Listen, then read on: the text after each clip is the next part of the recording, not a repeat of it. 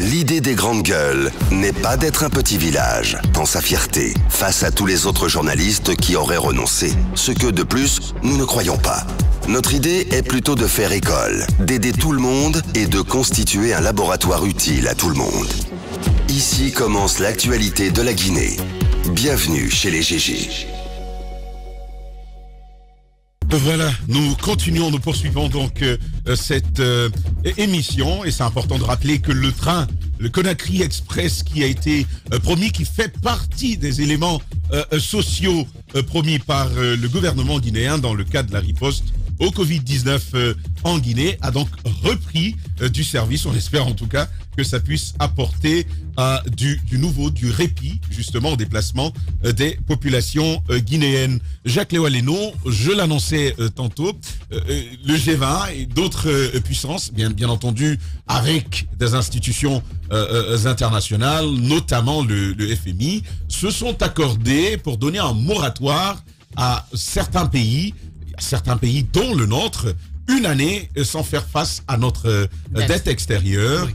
Est-ce que, pour vous, vous trouvez la mesure intéressante? En tout cas, comment la jugez-vous? Oui. Je pense que, d'abord, c'est un fardeau, mais encore une fois, ces dettes qu'on contracte, il faut que, concrètement, qu'on se pose la question à quoi ça sert, finalement. Maintenant, si on dit comme ça qu'on va pas payer pendant une année, ça veut dire qu'on nous laisse tout simplement payer, prendre l'argent qu'on devrait donc prendre pour rembourser des dettes. On peut l'utiliser dans le domaine de la santé. Mais posez-vous des questions. En 2011, nous avons atteint le PPTE. C'était l'annulation de la dette à des milliards de francs de dollars. Donc, finalement, la Guinée devrait utiliser cet argent pour faire un certain nombre de projets en faveur de la population.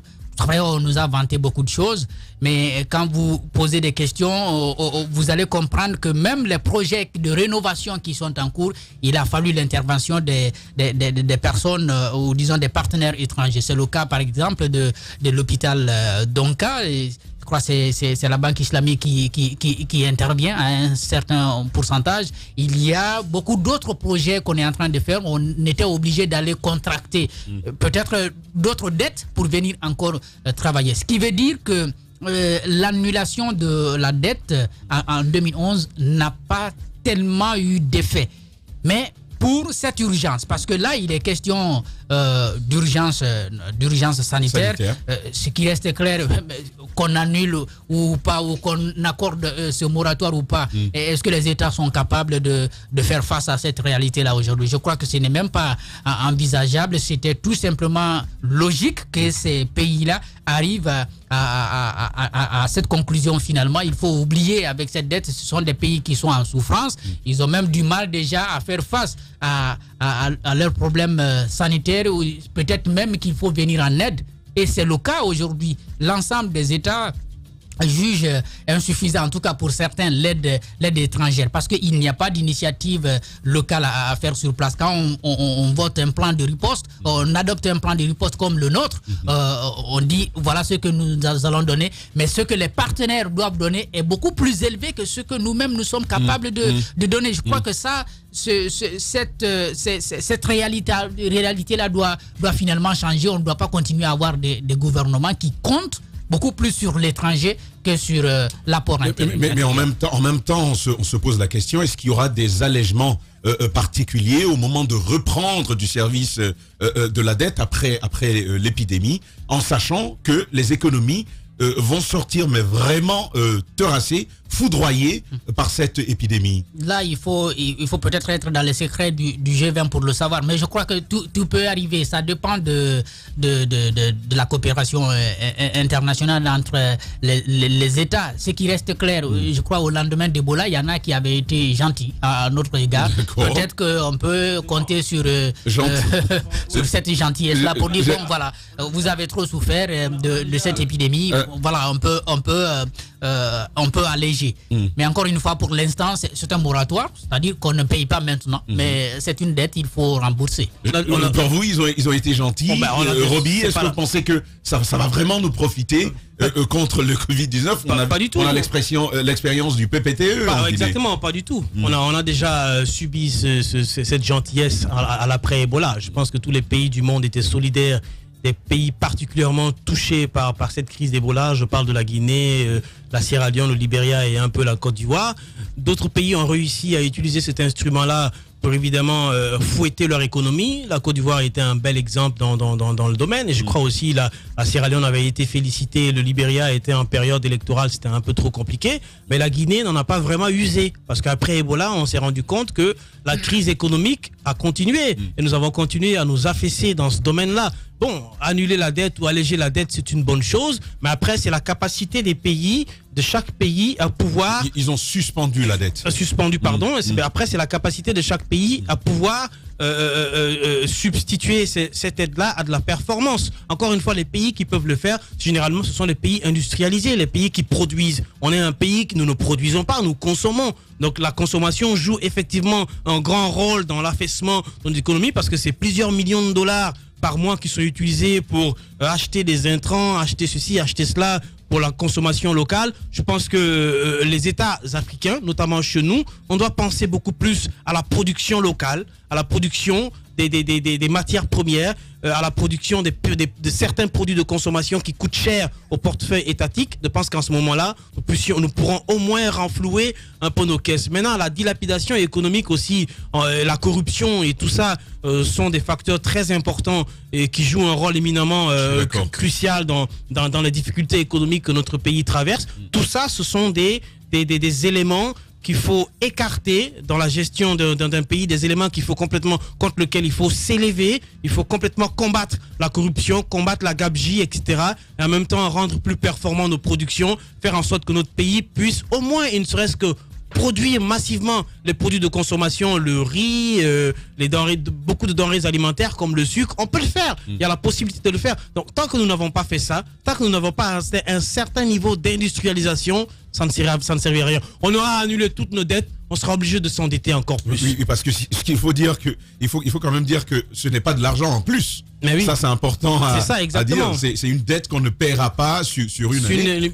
Antoine, lorsque vous suivez forcément cette actualité, moi je me disais, je titillais l'espoir, bien sûr, qu'on puisse tout simplement annuler la dette. C'était d'ailleurs le vœu du président français, Emmanuel Macron, je crois, il a opté pour ça, pour l'annulation pure et simple de la dette des pays en souffrance, mais il n'a pas été écouté malheureusement. Je sais que beaucoup de présidents africains optaient pour cette idée, mais aujourd'hui, c'est pas de l'argent à recouvrer, c'est de l'argent qui existe déjà parce qu'on va l'utiliser pour rembourser les dettes. Puisque c'est là... C'est de l'argent qui devrait exister déjà.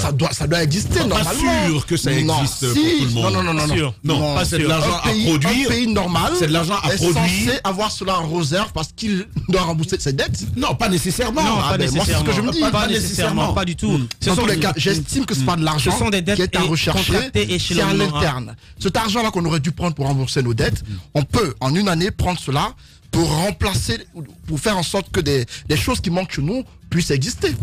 Dans le domaine de la santé, l'idéal, Antoine, c'est qu'on puisse utiliser de l'argent qui aurait servi à payer la dette pour l'orienter vers la lutte contre le Covid-19 et la préparation à une reprise économique. Et pourquoi pas d'ailleurs par rapport au notre souci, Antoine, c'est que cet argent, il est inexistant. Vous avez vu le plan de riposte, il est établi. Moi, je ne serais pas affirmatif en disant qu'il est inexistant. Non, mais si, même dans le plan de riposte. On va l'écouter. J'estime que cela est une prévision. On doit forcément, dans les prévisions, avoir cela à côté. Parce que c'est planifié sur l'année. On prévoit. J'estime que c'est l'argent qui existe déjà. On aurait dû le prendre pour rembourser nos dettes. Puisque les pays développés estiment qu'il faut prendre cela pour orienter ailleurs, j'estime que notre État peut faire en sorte, par rapport au budget alloué à la lutte contre le coronavirus, on peut étoffer cela avec. On peut prendre cela et l'étoffer dans la lutte contre le coronavirus afin de pouvoir faciliter le recouvrement des montants qui sont prévus pour lutter contre la maladie. Mais ce que je veux dire, en 2012, le président nous a annoncé cette annulation de dette avec le PPTE. On nous a annoncé on nous a annoncé assez de choses qu'on aurait gagné à travers cette annulation de dette. Mais sur le terrain, le peuple n'a pas forcément senti cela. On a demandé à ce que nous serrions la ceinture fortement, mais finalement on a constaté que la plupart des citoyens ont eu les reins assez durement éprouvés. Il est quand même vrai, Antoine Kourma, qu'entre 2010 et 2013, début de l'épidémie d'Ebola, il y a eu une légère reprise de l'activité économique en Guinée. Ebola, c'est vrai, il s'en sert toujours, mais la vérité, c'est que Ebola a mis du ciseau dans le tissu de cette reprise. L'autre anecdote peut-être pour clore. Cette rencontre du G20 s'est faite par vidéoconférence. On a vu que la plupart des chefs d'État étaient... attendez, non, ce n'est pas ce que vous croyez. Attendez que je finisse. D'accord. Ça a été fait par vidéoconférence et tout cela. Et finalement, j'ai compris pourquoi notre président, à la réunion des présidents de l'UA, n'a pas préparé la réunion. Parce que apparemment, nous n'avions pas de vidéoconférence encore. Nous n'avions pas cela à l'époque. Je vous dis pourquoi. C'est hier que le test a commencé. Avec les membres du gouvernement, ça a commencé hier. Avant-hier ou hier, ça a commencé pratiquement avant-hier. On a testé notre vidéoconférence. Et aujourd'hui, normalement, le Conseil des ministres se fera par vidéoconférence. Mais on a tous vu notre président, on a vu sa posture lorsqu'il communiquait avec le ministre de l'énergie, avec un écran, je crois, 14 ou 32. Non, c'est important. C'est important. On va laisser Antoine continuer. Notre présidence, on le dit tout le temps, a un budget par jour de plus de 1 milliard de francs guinéens.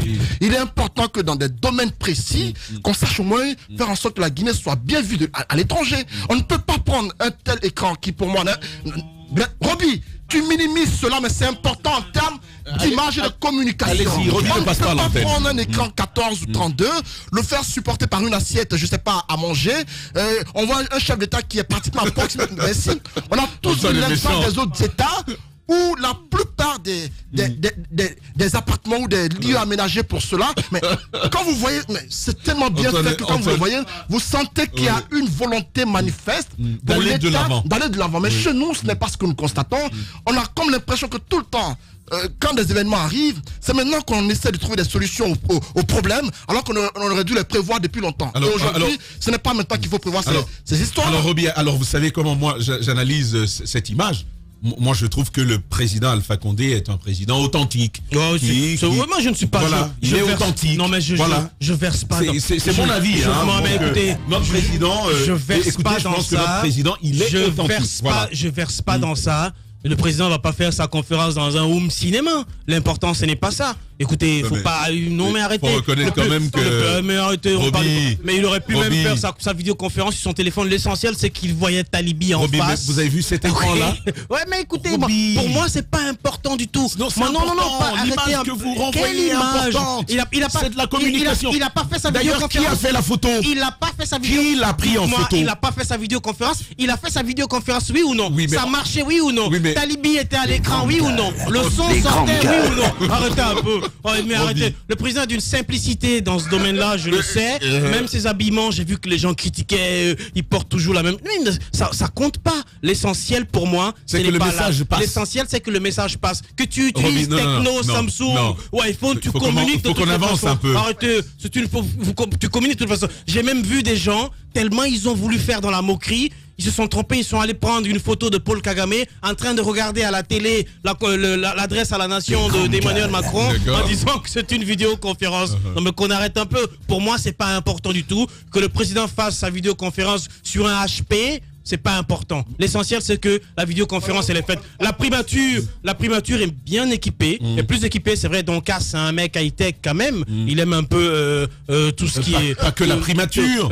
Tous les autres départements sont mieux équipés que ce que l'on a vu chez le président de la République. Donc, qu'est-ce que vous voulez? Le président de la République n'est pas un homme... c'est pas Steve Jobs.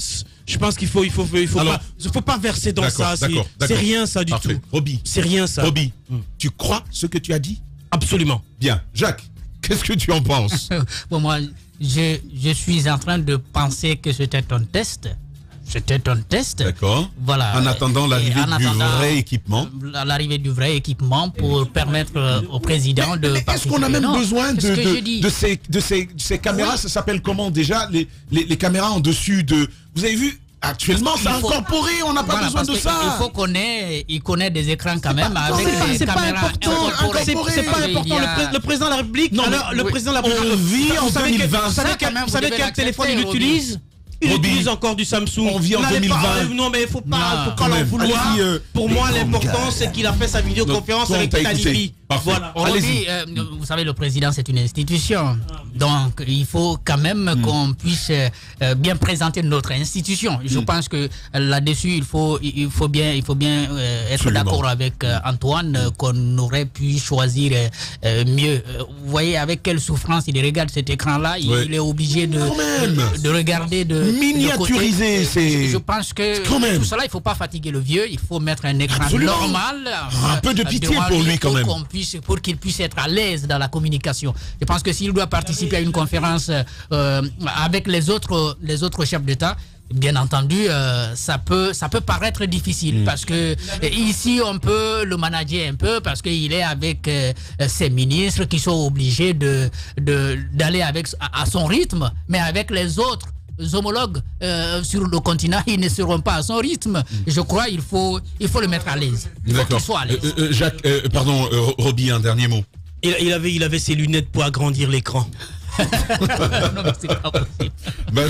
Déjà, d'accord, on me signale qu'on a encore, quelques minutes.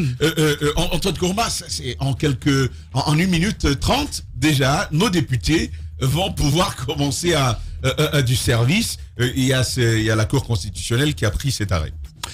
Le nouveau chef de file de l'opposition apparemment qui semble prendre sa fonction très au sérieux et qui reçoit déjà les nouveaux élus à son domicile pour pouvoir se préparer à prendre fonction dans les jours à venir. Le chef de file de l'opposition, le nouveau chef de file de l'opposition, ce n'est autre que l'éminent, l'honorable Mamadou Silla, futur LEC, qui désormais apparemment prendra les rênes de cette fonction avec 4 députés seulement à l'Assemblée nationale. Et non, il doit faire un groupe parlementaire avec Siaka Barry qui a 3 députés et bien d'autres qui ont 2 et 1. Voilà, et qui vont pouvoir, je crois, faire un groupe parlementaire de 10 ou 11 personnes pour pouvoir être à l'Assemblée avec un groupe. On apprend que Dean Touré également, ancien transfuge de l'UFR, sera président d'un groupe parlementaire au Parlement. Et donc, c'est qui... Ils sont combien là? Non, on a suivi. Les députés de l'opposition là. Ils sont au nombre de 33 je crois. Il y a 33 députés de l'opposition et je crois 79 au niveau de la mouvance. Mais ce que j'ai constaté dans l'arrêt rendu hier par la Cour constitutionnelle, je dois dire clairement que à écouter hier le président de la Cour constitutionnelle, j'ai compris. Vous parlez de celui qui avait du mal à lire justement quelques millions. J'ai compris combien de fois qu'elle est faciale, perd son âme, combien de fois il était bien en termes de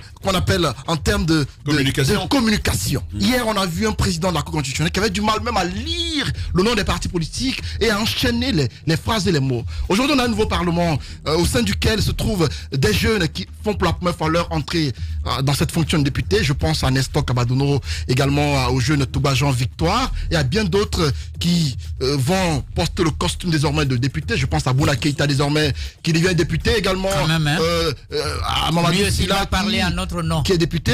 On a une assemblée qu'on ne dira pas monocolore mais qui est pratiquement jaune au regard de la forte présence des députés du RPG Arc-en-Ciel. Il y a une minorité d'opposants et on verra dans les jours à venir comment ça va se passer, mais il y a une grande différence avec celle qu'on a connue précédemment. Voilà.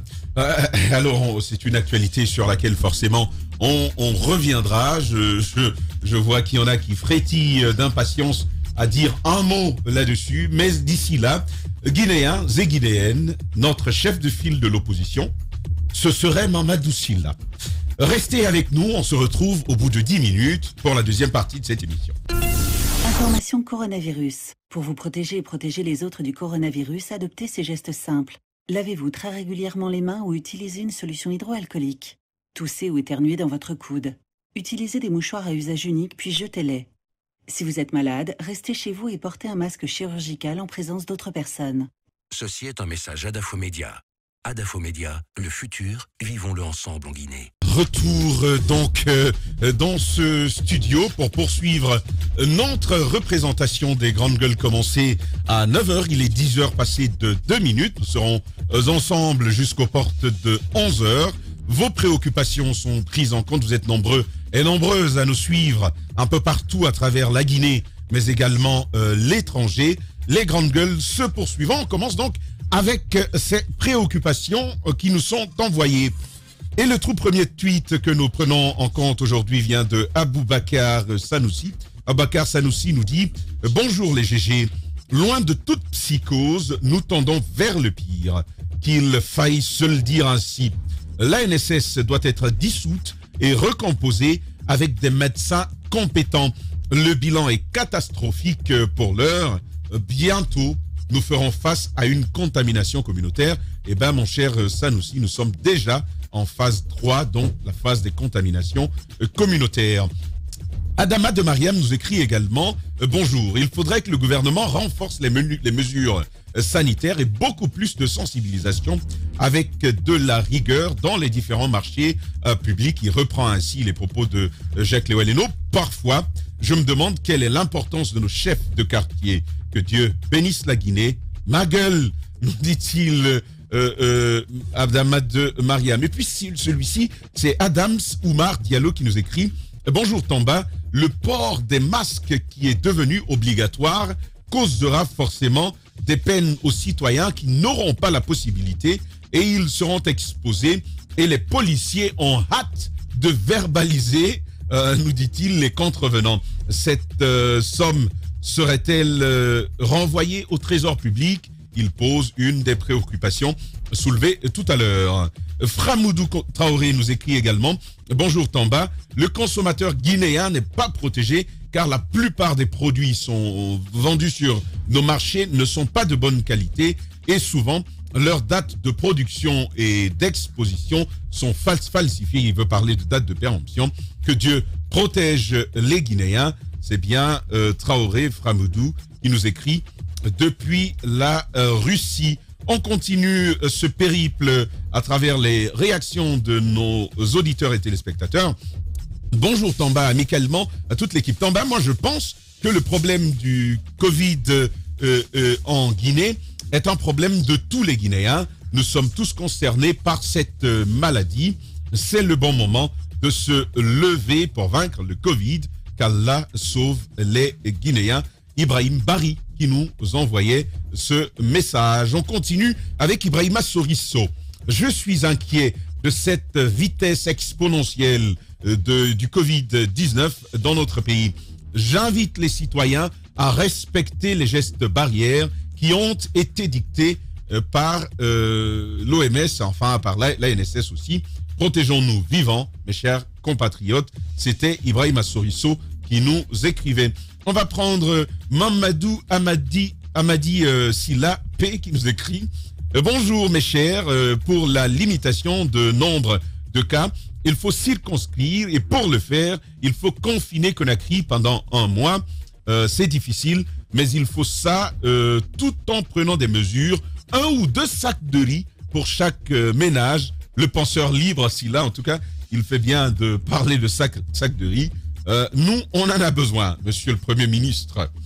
Saliou Beka Diallo nous écrit également « Bonjour les vrais journalistes. À mon avis, les mesures prises par le gouvernement de fermer les marchés publics à 16h n'est pas du tout quelque chose qui peut freiner la propagation du virus dans notre pays. Cependant, l'obligation de port de masque serait la meilleure solution. » On va continuer avec d'autres, c'est tout en tout cas pour les messages Twitter. On va aller sur un autre canal cette fois-ci. Bonjour mon cher Tamba, c'est Abdul Karim Mouloba qui nous écrit, il est de l'UMP. Je demande au président de la République de renoncer à son budget de souveraineté pendant ces 3 mois et orienter cet argent pour acheter des bavettes et les rendre gratuites pour le peuple de Guinée. Par contre, il faut dire à nos policiers et nos gendarmes de respecter les consignes données, c'est-à-dire 3 éléments par pick-up au lieu de 10 par pick-up comme on le voit. Respectons les consignes données. C'est Aliouba qui nous écrit ce matin. Aliouba, président de l'organe provisoire du modèle. Alléger, annuler ou reporter la dette d'un pays en manque de vision et qui a une tradition chronique d'indiscipline budgétaire ne sert à rien. Le plus grand problème de notre économie est structurel et non conjoncturel. Cela veut dire que quels que soient les avantages que nous offrent les circonstances internationales, les organisations internationales, nous ne pouvons tirer profit dans la durée. C'est comme un récipient rouillé. Tout ce qu'on y met devient impropre, donc inutile. Donc c'est le récipient qu'il faut corriger, pas le contenu. Bonne journée à vous, mon cher Aliou Ba. Ça c'est Diakariaou Bournambo qui nous écrit également. Bonjour au mot. Ce moratoire n'arrangera en rien les Guinéens puisque l'argent contracté n'a pas été orienté dans des projets de développement. Je rappelais Diakariaou Bournambo auquel je dis bonjour. Arfa Moussaya Makadiabi qui nous écrit bonjour Tamba et à toute l'équipe Tamba. À travers Conakry, nous voyons des dizaines et vingtaines de jeunes autour d'Ataya avec 3 ou 4 tasses. Moi aussi je prends ça. Qu'ils échangent entre eux pour boire le thé et cela pendant toute la journée, pendant toutes les journées de tous les jours.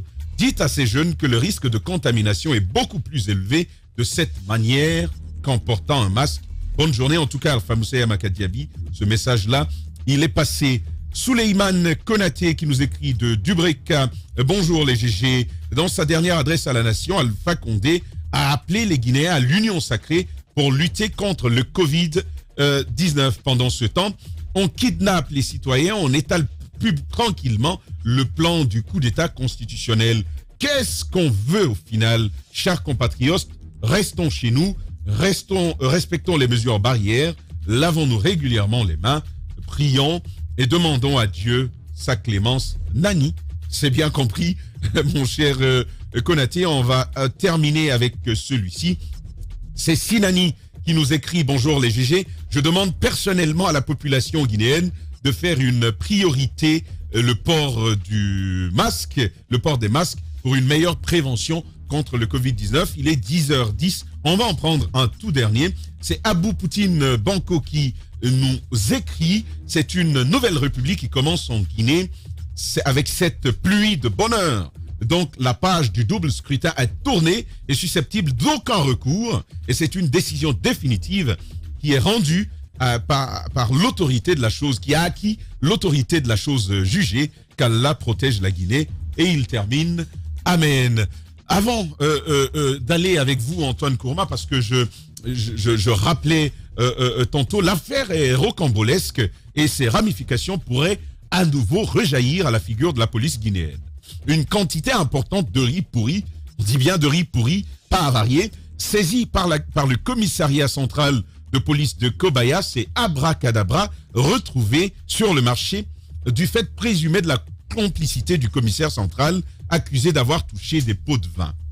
Film de l'affaire donc dans les GG ce matin. Comment du riz destiné à de la volaille se retrouve-t-il sur le marché de la consommation? Antoine a ouvert un dossier. Nous allons en suivre à un bout ce matin et si tout va bien. Le principal concerné, le commerçant qui a donc laissé échapper cette quantité de riz. Nous l'entendrons au bout de cette émission.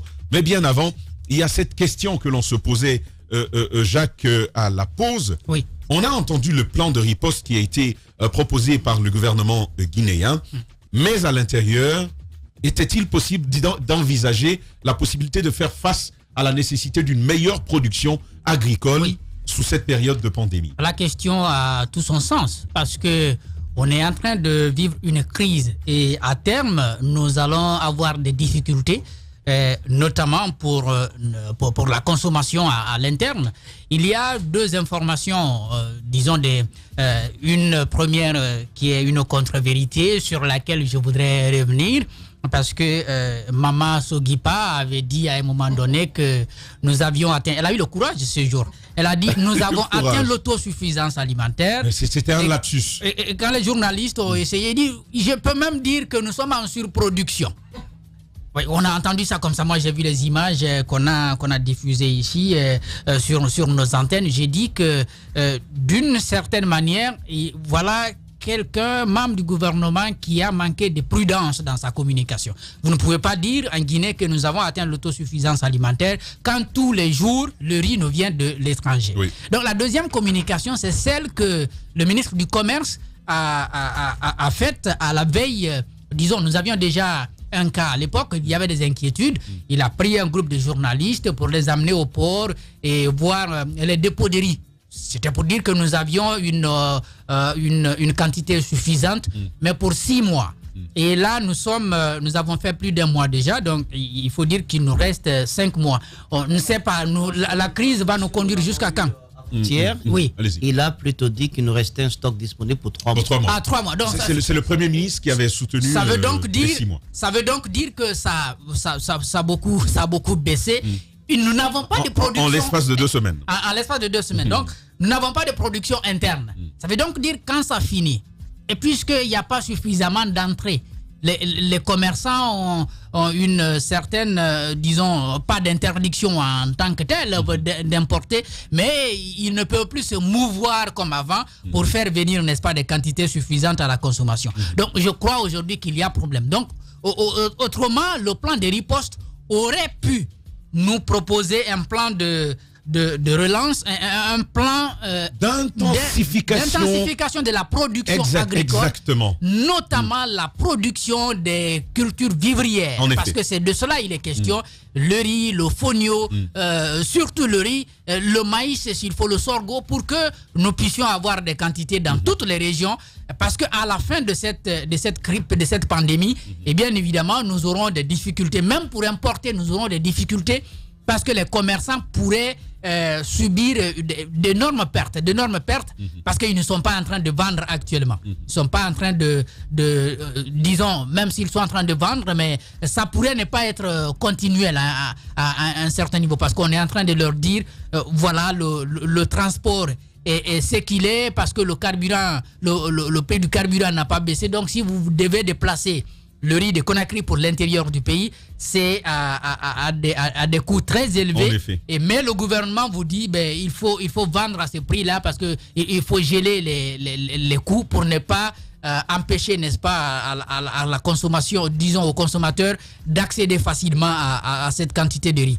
Bon, je ne sais pas si à la longue on pourra suivre cette mesure jusqu'au bout, mais ce qui est sûr, si c'est suivi jusqu'au bout, si ce n'est pas le consommateur qui souffre, c'est le commerçant qui va enregistrer les pertes. Donc, il faut déjà analyser tout cela. Je pense je crois que c'est la période agricole qui commence là.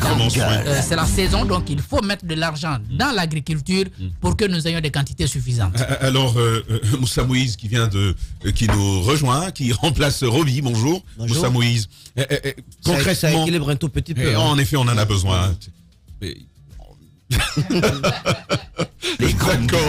Concrètement, oui, Moussa Moïse, comment est-ce qu'on aurait dû s'y prendre, la production agricole? Est-ce que finalement les 2 départements qui auraient dû avoir beaucoup de dotations sous cette période du Covid-19 ne seraient finalement pas la santé et l'agriculture? Je pense que c'est un plan d'urgence sanitaire. Ça soutient aussi l'économie nationale contre je dirais les contre-coups de la crise sanitaire. Ça va au-delà de... Je comprends, mais quand on veut faire de l'autosuffisance alimentaire, on ne se réveille pas en pleine pandémie. On est bien d'accord. On ne se réveille pas en pleine pandémie. Mais on ne pouvait pas. On peut procéder à une gestion de crise, Moussa Moïse. Allez-y. En pleine crise, tout fonds alloué à l'agriculture, qui est quand même un département où il faut miser sur le long terme, tout fonds alloué à l'agriculture de façon urgente, n'irait pas dans le sens à développer véritablement l'agriculture. On a eu suffisamment de temps avant la pandémie pour développer ce secteur, pour en faire un secteur moteur. On a entendu tout ce qui est annoncé bien avant que Mama Sogipa ne soit à l'agriculture, les campagnes agricoles, les montants faramineux qui sont annoncés, qui n'ont jamais été décaissés, les bisbilles, les rififi entre Madame Sogipa et le secrétaire général à la présidence. Mais on sait bien toutes les difficultés auxquelles cette dame aussi est confrontée à ce niveau. Alors, quand vous voyez toute cette guerre, vous n'avez pas réussi en un temps de paix à développer ce secteur. C'est en temps de guerre là où il faut faire face au Covid-19, où il faut faire face aux ménages les plus démunis, c'est en ce temps de guerre que vous croyez à une relance du secteur agricole. Mais alors, on fait quoi? Non, il ne s'agit pas d'une relance, Moussa Moïse. Mais loin de là. Non, attendez, je vais en placer une. Je vais en placer une. Vas-y. Et vous allez réagir à cela. Il y a des créneaux, il y a des lignes définies. On sait qu'on a un besoin, par exemple, en termes de production agricole. On sait où investir. On sait ce qu'il faut faire. Est-ce que ce n'est pas le lieu de prévoir, d'apporter des fonds, au moins pour faire face à la crise? Il ne s'agit pas d'une modification structurelle majeure. Non mais que d'une production à la base. C'est ce que nous disons. Là où je suis pas d'accord avec vous. Allez-y. Mais la production dont on parle, les chiffres qui ont été donnés, peut-être que c'était un lapsus de sa part, mais ce qui est important, c'est plus un lapsus parce qu'elle a insisté. Ce qui est important au niveau de la production du riz, c'est les tonnes en riz paddy dans notre pays, qui ont, il faut le reconnaître, augmenté. Mais le riz paddy très insuffisant. Oui, le riz paddy que vous mesurez et le riz transformé que vous avez, je pense que c'est différent. Au niveau du riz transformé, nous n'avons pas encore atteint l'autosuffisance alimentaire. Dites-nous, l'État aurait pu prendre ces fonds-là pour les donner à qui? À des paysans qui sont en groupement? Où sont ces groupements? Ils existent. Arrête. Tamba, s'il te plaît. Il y a des entités qui existent pour ça. Il y a une organisation pour ça. Ne pas reconnaître que ce secteur n'est pas structuré et que les fonds de l'État ne vont pas véritablement aux premiers, aux nécessiteurs, à ceux qui en ont besoin, parce qu'il ne s'agit pas que de donner des fonds. Vous savez bien comment la campagne agricole, comment est-ce que l'agriculture est devenue le moteur de la Côte d'Ivoire. Alors là, il a fallu d'abord organiser les paysans, les former à la compréhension du sol, à l'utilisation des engrais et à quel type de culture il fallait faire sur quel type de terre, de sol. Il y a tout un préalable. Vous n'avez pas fait tout cela. Savez-vous? En pleine pandémie, Tamba, vous croyez qu'on peut prendre des fonds, les orienter en ce moment-là vers l'agriculture? Je vais vous surprendre. Ça ne résoudra absolument rien. Je vais vous surprendre. Il fallait plutôt miser sur du long terme. Faire un travail sérieux qui aurait pu nous permettre aujourd'hui de bénéficier des retombées. C'est parce qu'on s'est réveillé, on ne s'est pas du tout réveillé, parce que je ne pense pas qu'on se soit encore réveillé en ce qui concerne l'agriculture. Si la Guinée prend conscience de la puissance de ce secteur, je pense que nous ne serions pas là aujourd'hui à parler de manque d'emploi et autres. C'est parce qu'on n'a pas pris conscience de la puissance du secteur agricole, celui des pêches, de l'aquaculture. On n'a pas pris conscience que ces secteurs, et j'ajouterai le tourisme, on n'a pas pris conscience que ces secteurs-là peuvent mieux nous apporter que les mines. Le braquage, la cristallisation de l'attention du régime, c'est sur les mines. C'est sur les mines. Voilà. Finalement, les mines. Ce que je veux dire, ça ne va pas apporter grand-chose face à ce que l'on voit venir, à savoir un réel besoin. La faim, j'ai pas envie de dire la famine, c'est en train de venir en grande puissance. C'est pourquoi ce que je voudrais dire à Moïse, ce que le Premier ministre devrait faire, parce que nous sommes en crise, donc tous les secteurs d'activité sont touchés. C'est de faire en sorte qu'il y ait un fonds qui va permettre à ce que le secteur agricole soit épargné, qu'on puisse tout faire pour qu'il y ait la production, même en période de pandémie. Vous avez vu ce qui se fait en France. Cela, il faut mettre de l'argent. C'est exactement ce qui se fait du côté de la France. Il faut mettre de l'argent, parce que si on ne met pas de l'argent, bien entendu, les paysans ne pourront pas travailler et on va se réveiller à la fin de la pandémie avec des greniers vides. Juste pour préciser que pour les restrictions de liberté de circuler et autres, les marchandises et autres denrées de première nécessité ne sont pas du tout concernés. Les journalistes accoucheurs de vérités diverses, pertinents et rusés, sans langue de bois, cultivés, nécessaires pour des journalistes. Les grandes gueules, des personnalités acquises par le travail, ce qui leur donne poids et légitimité à interviewer tout le monde. L'épopée des grandes gueules ou le socle de la liberté d'expression en Guinée depuis plus de 10 ans.